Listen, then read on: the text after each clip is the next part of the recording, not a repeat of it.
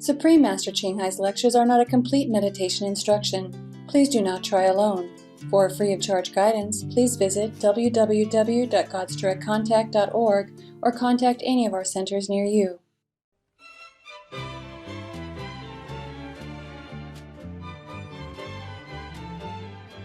Today's episode will be presented in English, with subtitles in Arabic, Oulak-Sis, also known as Vietnamese, Bulgarian, Chinese, Croatian, English, French, German, Hindi, Hungarian, Indonesian, Japanese, Korean, Malay, Mongolian, Persian, Polish, Portuguese, Punjabi, Romanian, Spanish, and Thai.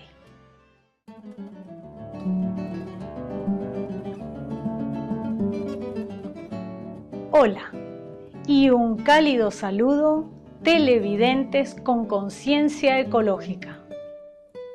Mi nombre es Alejandra, desde Maipú, provincia de Mendoza, en la vibrante y enérgica Argentina.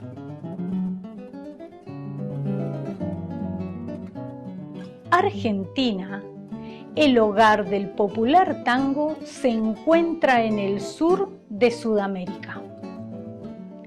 El nombre se deriva de la palabra latina argentum, que significa plata.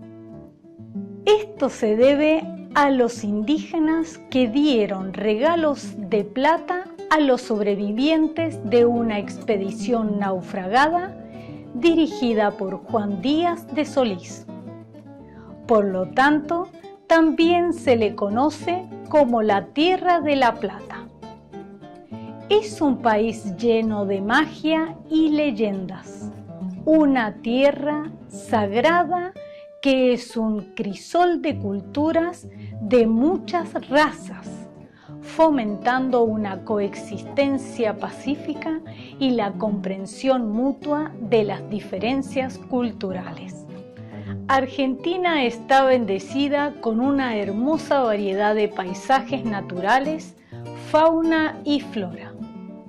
La sorprendente variedad de animales cohabitantes, flores, árboles frutales y vegetales son verdaderos regalos del cielo que han hecho de este país un hogar especial para sus habitantes. Estamos encantados de compartir con ustedes un vistazo a la historia y la cultura de Argentina. Oramos a Dios para que los bendiga con infinita compasión y paz duradera. Hoy les presentamos la segunda parte del episodio Historias budistas y un cierto Brahman, y no hay fuego como el deseo.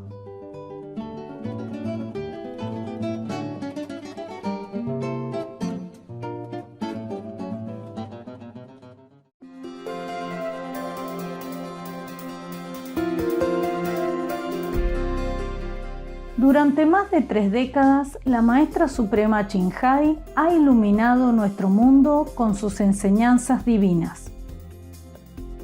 Una maestra totalmente iluminada imparte el método Kuan Yin de meditación a aquellos que desean descubrir inmediatamente la naturaleza de Dios interna y alcanzar en una vida la liberación eterna del ciclo de la transmigración.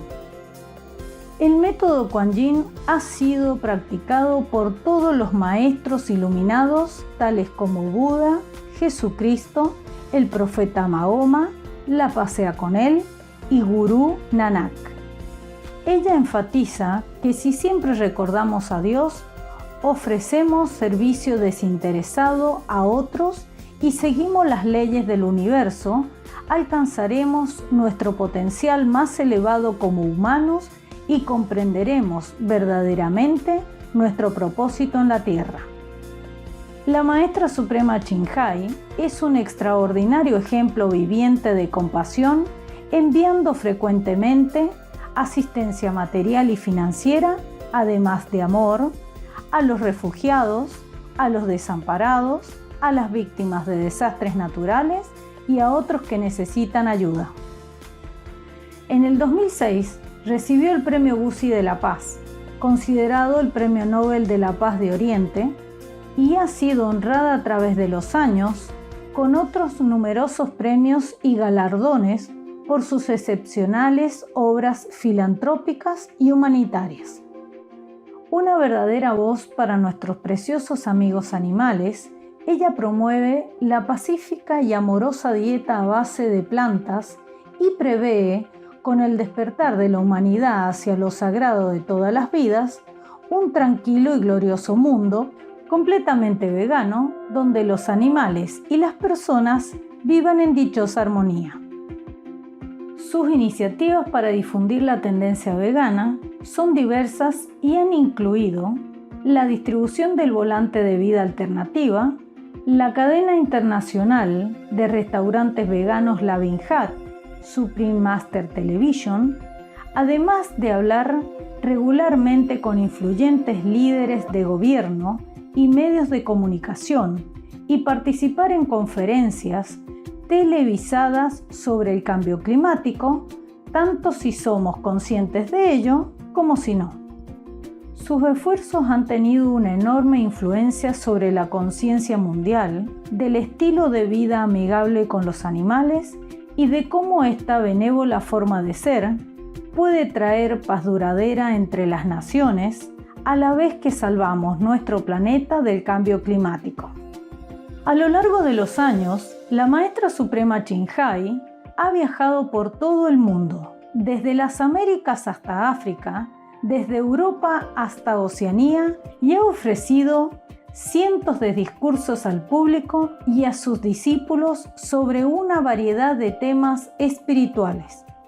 Hoy somos bendecidos con la presentación de una de estas reveladoras conferencias titulada Historias budistas, un cierto Brahman y no hay fuego como el deseo, parte 2 de 4 en Entre la Maestra y los Discípulos, dada en inglés el 23 de septiembre del 2015 en Francia.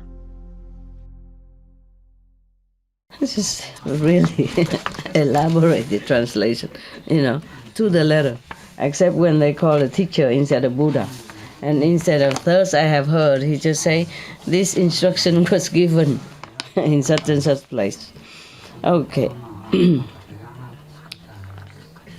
In English, we would just simplify, which is, thus he built a hall. Okay?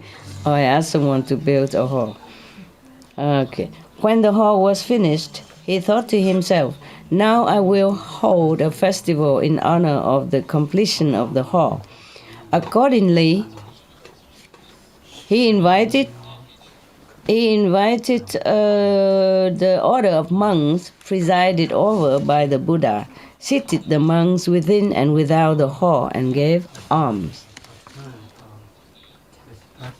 Yeah.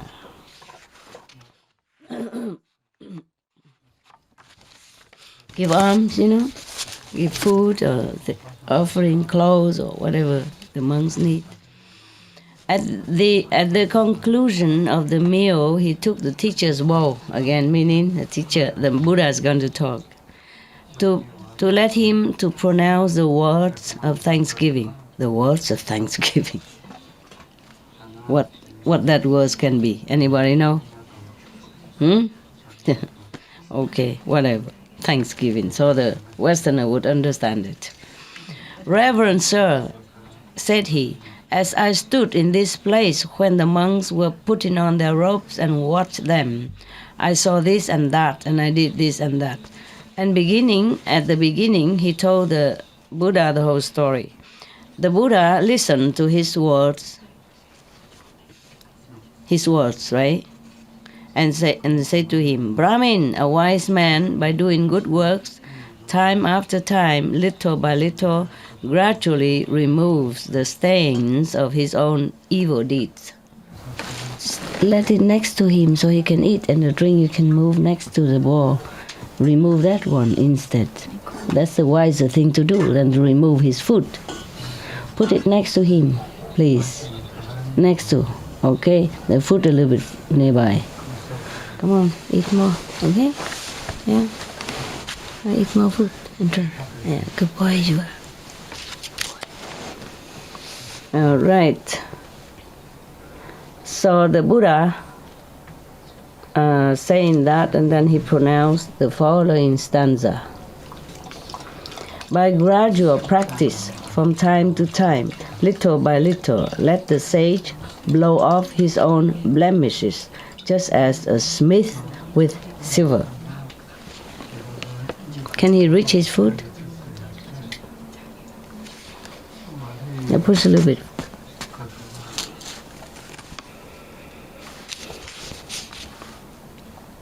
Okay, now this is another story. But it was not a very interesting story, but it's about doing good work and earning merit. The bondswoman Puna, I think I read that to you, right? Yeah. Yeah. I remember that. Treasure kaput. I read that already. Single rope already. The naked ascetic also already. Yeah. Copper tooth, the thief killer already. Wow, I read a lot. Husband honorer, we didn't read. Okay, huh? Yeah. Yeah, I even read to you the story of the one who criticized everybody. No? The one who don't speak, he criticizes. The one who speak, detail, he criticizes too long. The one he make it simplified, he also criticizes. So when he come to the Buddha don't say anything anymore. Just say everybody will be criticized anyway, one way or another. Okay.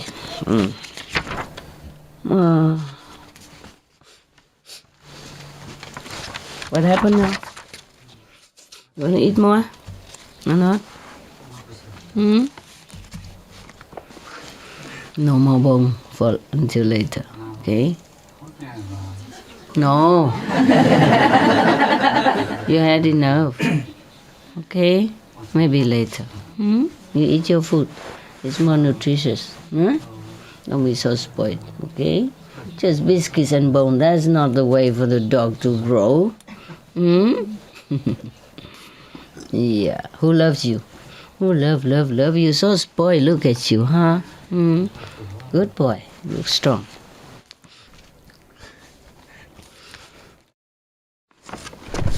Yeah. You had enough. What's this? Is it good? You want to serve yourself. It's not a self-service restaurant. Am I your waiter or something? Do I have tip after that? You really like this, huh? Oh, next time I don't let you come here anymore. You keep eating this. It's not too good. All right, maybe it's good. Who knows? Yeah, it's good for you. Go eat it over there. Sit and eat. Sorry. Okay.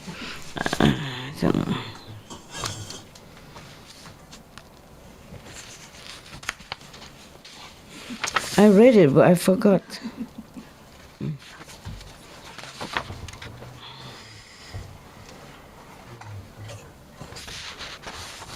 You could eat this forever, no?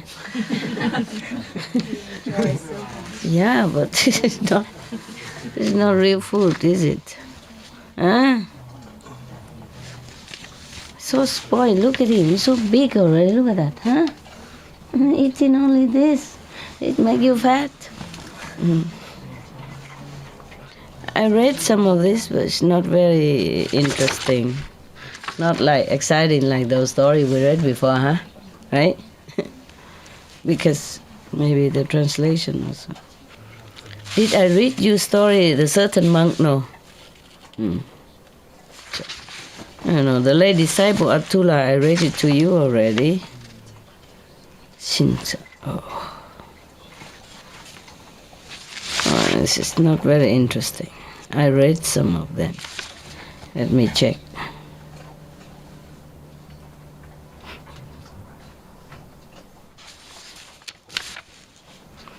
It's not very... Maybe I should not read it first.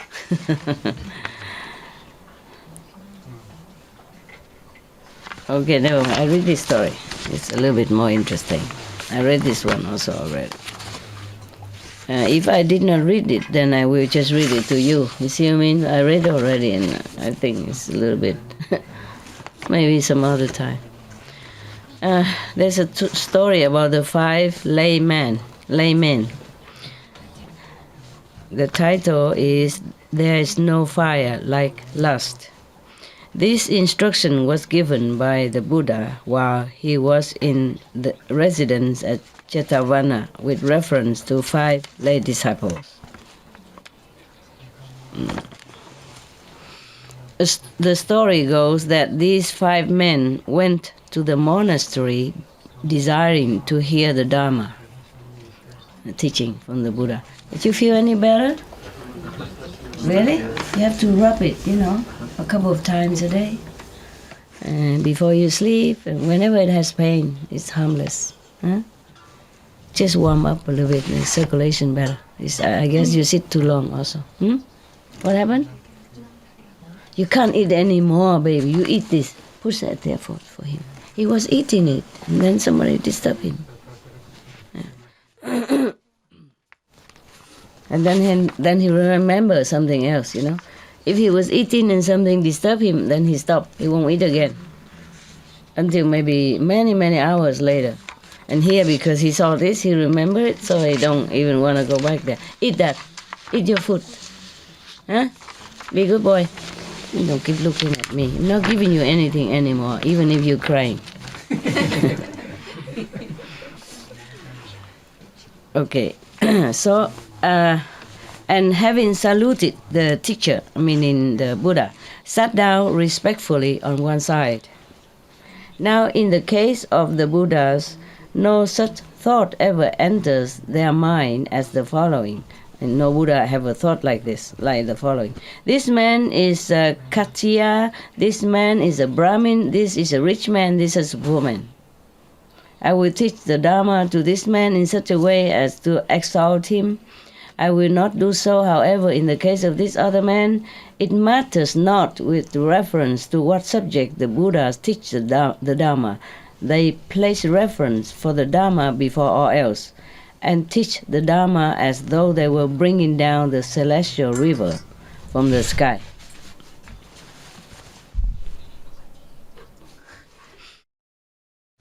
Meaning the Buddha just teach them if they came to him. Yeah, it doesn't matter if this person is rich or poor, or less favorable than the other person. Yeah. So here Buddha is teaching 5 persons because they came and asked him. Maybe initiation or something. I said, no. No. What part of no you don't understand? Huh? I love you. It's too much of that food. No good. No good. A kiss instead, nah? Kiss. All right. But though the Tathagata, mean the Buddha, taught the Dharma in this way to the 5 men who sat about him, one of the 5, even as he sat there, fell asleep. Sound familiar, no? Another sat and dug the earth. Nope. Can somebody put this up there for me? Put this up there. I'll take some. No, that's for later, in case. I really mean it this time, okay? It's not too good for you to eat this thing too much of fatty fat. Another sat and dug the earth with his finger, playing with dirt. Sit there and just dig. Dig in the earth with his finger. Another sat and shook a tree. Yeah, we have olive tree outside. Another gazed at the sky. Wow, all sound familiar to me. No. Okay. Only one listened attentively to the Dharma. So all four of them had issues. Yeah? Only one is listening to the Buddha. Oh. You playing with this? Oh my God. 5 persons came. Only one person really listened. How many are you listening here? Huh? How many is listening to me? All right. Even sat and shook the tree. God. What for they came to the Buddha if they're just doing that? One is looking at the stars, sky, one is shaking the tree, and one is digging the earth with the finger, playing. And one is fell asleep. Yeah. We have it here too. some occasions. All right. So as the elder monk, the monk Ananda, stood there fanning the teacher. Oh, now I know he's fanning the teacher, the Buddha. Nobody told us that he's fanning the Buddha before. We just heard that he's the Buddha's attendant, but we never heard that he's fanning the Buddha like that.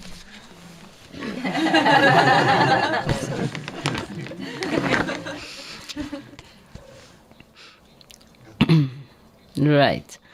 He observed the conduct of the 5 men and said to the Buddha, Reverend Sir, normally they would say world honored one, or Tathagata, yeah. Or dear Buddha. Okay. You are teaching the Dharma even as the thunder, which accompanies a heavy rain. But even as you teach the Dharma, these men sit doing this and that. So the Buddha said, Ananda, do you not know these men? No, sir, I do not know them. Okay, the Buddha said, of these 5 men, he that sits there and sound asleep was reborn as a snake in 500 states of existence, in 500 lifetime. And in each of these states of existence, he laid his head in his coils and fell asleep. Therefore, at the present time also he is sound asleep. So now you know, if you snore, then we call you a snake. Or ex-snake, former snake. Yeah.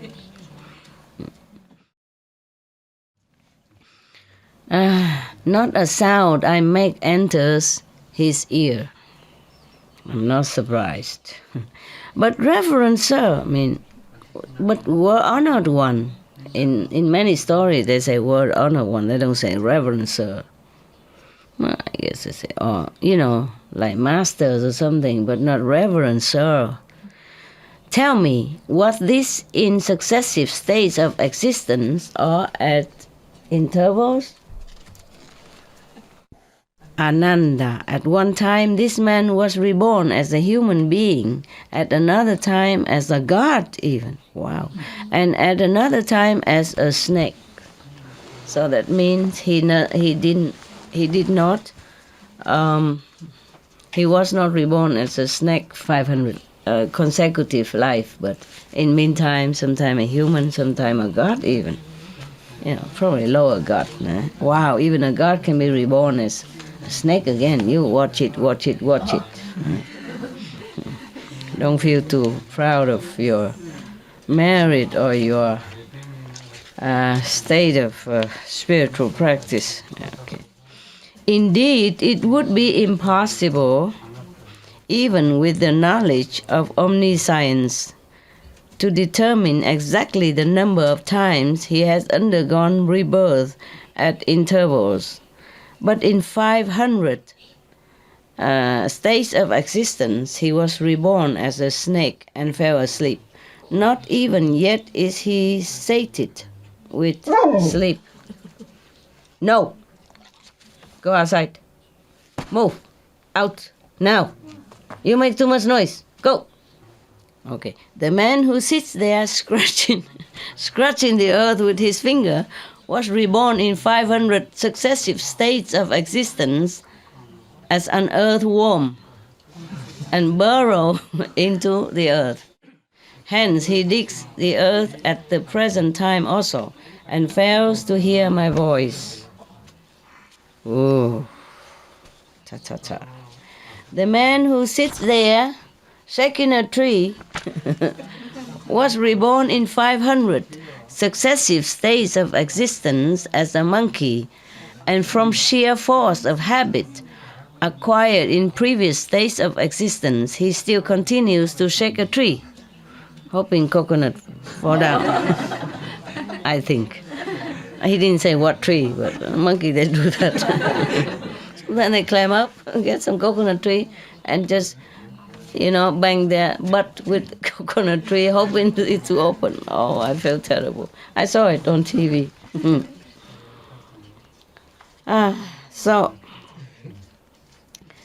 he still continues to shake a tree, and the sound of my voice does not enter his ears. They did really want to come to listen to the Buddha's teaching, but the sheer force of karma from former lives make them doing what they do, doing what they did. Okay, right. So be careful. What are you guys doing? I'm just checking. Anybody asleep? Then we know. 500 lifetime snakes. Did anybody shake my olive trees outside? Huh? Leave them alone, huh? They did nothing wrong to you. Trees do have feeling, Okay. All right. Anyone else is scratching the earth today? Sitting there and just digging or writing stuff? All right. The Brahmin who sits there gazing at the sky was reborn in 500, always 500, successive states of existence as an what? Astrologer, looking at the stars. And therefore today also he gazes at the sky just the same. I work hard, so I get sick sometimes. You guys sometimes bring presents, unwelcome present. I told you I don't take any gift, but you still give. So I get sick sometimes. It's normal, okay? No problem. Yeah. Don't make me too wholesome, like I'm never sick, I'm never weak, I'm never ill. I am all that, okay? Because of? Wow, how did you know? How could you guess? My God. Psychic power, huh? All right. I'm not very proud of it, but hey, don't try to hide it. Yeah. If you're looking for Buddhas or a master who is never sick, who is never laugh, who is never cry, who is never smile, who is never show any emotion or any human's feeling, then that is the one for you. You sit there. You see that? You see the black Buddha there? That's the one you should bow to. Yeah. I don't know how I got that Buddha there. But I like Buddha statues. Yeah. I don't bow to him or anything. It's just a respect, for a great master. Yeah, as the story goes, you know it. Yeah, the love of the Buddha must be so immense that he undergo all that again to earn the merit in this physical world so that he can teach physical being and share the merit to save them. See what I mean? Because the Buddha In some story, he admit that he has been a Buddha immeasurable time, immeasurable aeons ago. He's not the first time became Buddha, Shakyamuni under the Bodhi tree. No, has been Buddha a long, long time. But in order to teach those, I don't know what they call it again, or whoever, the one who dig the earth, and the one who shake the tree, and the one who gaze at and the one who snore, it's just that so much sacrifice, But I like the Buddha statues because it's very simple and peace. It represents simplicity and peace. It doesn't look suffering, understand? It reminds you that we can all become peaceful like that, and become Buddha, And it seems like a peaceful energy, a peaceful representative. Because if any others, then it feel calm, you know what I mean? Yes. Remind you to meditate. You see what I mean? Because the Buddha, most of the Buddha statues, either he's sitting in meditation, or he also sitting calmly or teaching, with his hands, or he's reclining on the right side and also very calm. Always kind of restful, understand? Restful and peaceful. There is no symbol of vexation or symbol of any violence or war, about the Buddha statues. That's why it is good to have it. If you want to, it doesn't matter. You are shopping for food, huh? I'm not giving it to them for you. You eat enough for now, okay? If you go eat your food, I'll be very, very pleased. Look at you, huh? What is this? You pretend you don't understand anything, huh? I know you do. Okay, so now, the man who sit there, So this ex-astrologer in many former lives just sit there and gazes at the sky just the same, and the sound of my voice does not enter his ears. The Brahmin who sits there listening attentively to my teaching was reborn in 500 successive states of existence. Just meaning is that repeated many times of life, many lifetime. It doesn't mean really everyone is reborn 500 times. Just meaning that if you are repeatedly reborn, especially when successively reborn as one in one state of existence, one kind of existence, one type of animal, one type of profession, then you're so good at it that even after you reborn and not doing that, you still try to do that, or habit will force you to do that. That's why we have many genius, young and at children age, they already can play piano, they can solve math, difficult math concept, and can invent many things already, which adults cannot do, or being adapted at the master of some kind of work that other adults cannot even do it, or even same profession, even adults. Many people have same profession, but one excels and the other also. Even same doctors, degree, study with the same master, study same school, the same time, but one doctor will be better than the other doctor. It's like that. All right. The man who sit listening to the Dharma when the Buddha was preaching, he was reborn 500 successive in 500 successive states of existence as the Brahmin, versed in 3 Vedas. There's a kind of sutra of Hinduism, Vedas. Devoted to the repetition of the sacred texts, and therefore listens attentively today also, as though he were putting together a sacred text. Anand, say again, but, World Honored One, your teaching of the Dharma cleaves the skin and penetrates to the marrow of the bones. Why is it that while you are teaching the Dharma, they do not listen attentively? So the Buddha say, Ananda, you evidently imagine that my Dharma is easy to listen to. And so I know many people during initiation, they also sleep, and then later they complain they don't have any experience.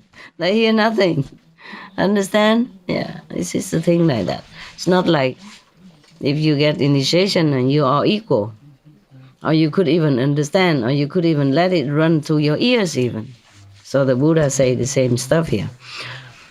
Yeah, so Anand was perplexed, so he asked again, but why, World Honored One, do you mean that it is difficult to listen to?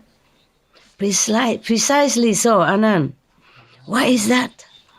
Reverend Sir Ananda, these living beings, during countless thousands of cycles of time, never heard of the Buddha, the Dharma, and the order, the monkhood, the Sangha, while the Buddha was still alive. Yeah, okay. It's a different kind of monks when they are under the living Buddha. Understand? When they study under the living Buddha, it's different than when the monks who just study after that. From the text only and trying to live according to the teaching. They probably don't have as much power. Yeah, rarely we have as much power as the monks who study and practice under the Buddha when he was still alive. Understand? That's why the Buddha mentioned here, meaning this is special Sangha, special order of monks who are still there while the Buddha is still alive. Yeah? So he say, these people, during countless thousands of cycles of time, never, remember this word, never have heard of the Buddha, of the Dharma, or the Sangha. This kind of Sangha. This Sangha means the order of saintly practitioners, yeah, like monks and the living masters. Okay, you see that? Wow. Yeah. So it's not that easy to meet a Buddha, hey? Yeah, you have one there. All right. So that's what it is. In many other stories, the Buddha also mentioned that to have a human body is very difficult. As if 100 as difficult as if in the ocean, every 100 years or so, one piece of wood will float on the water, and that piece of wood have a big hole. And then something, a turtle neck would precisely go through the hole. That is how difficult it is to attain a human body. And then to hear the Buddha Dharma is even more difficult than that. And to meet the living Buddha is even more multiple difficult. So whoever can see the Buddha, hear the Buddha's teaching, or being among the saintly practitioners are truly fortunate. Yes, that's why the Buddha said it's very difficult to hear my Dharma. It doesn't mean his Dharma is difficult. Is it difficult? No, huh? We understood, right? Whenever the Buddha says something, like keep the precepts, the four noble truths, we understood everything, no? It's not difficult. It's just very difficult for the people who has never been acquainted with the Buddha and the Buddha's teaching. They had not enough merit. All these existence until now. So therefore, when they see it or hear it the first time, they doze off or they don't understand a thing. They try, otherwise they wouldn't go there. What for? Understand? Men are normally not easily to go and submit themselves to another man when they don't know yet. They just heard that he's a Buddha. So they trust and they believe in the Buddha, so they went there wanting to have something from him. They don't waste their time. Men, they would go out, play football, or listen to World Cup instead.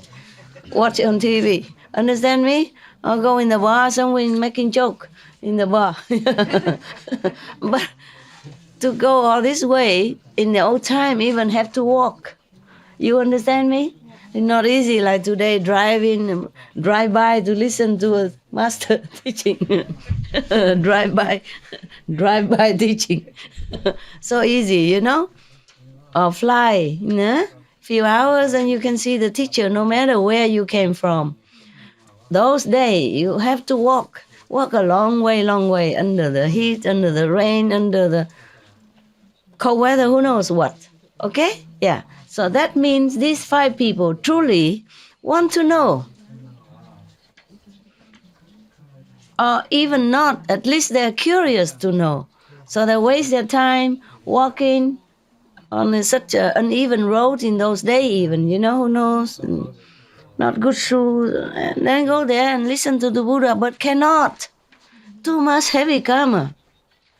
So therefore, even if you sit in front of Buddha, you try hard, but you can't listen. It's not because you don't want to. The force of karma is so powerful like that. So powerful. Even in front of the Buddha, you still fail to understand or to listen to. In the Bible also say the same. Hearing you hear, but you do not listen. And what? Seeing you see, but you don't understand. That is the thing. How familiar, huh? How very in different religion say the same stuff. Yeah, people don't understand such simple things. Yeah, even the prophet, great prophet Muhammad, peace be upon him. We have to say that. It's a tradition. Okay. Even his cousin, still did not understand what the master was talking about. So he still have to keep telling him, don't eat that. Don't eat that thing. That low quality will come within you. Meaning, don't eat meat. Okay. All right. Yeah. And in the Bible also say you don't be among the wine drinkers and meat eater. But not many people understand that. It's so simple. Isn't that not simple? Is it simple? Yeah. I mean, don't drink and don't eat meat. But how many Christians do that? How many? Rare, huh? Okay, rare. Yeah. If you just stretch it. I do example. In the south, when you have more sun and drier climate, or in Arizona, or in what is the state where they gamble a lot? Nevada. Nevada? No, there's a name for it. Las Vegas. Yeah. Also has no such thing. Very dry. Even though it's very hot, but you don't sweat. the dry absorb immediately. Okay.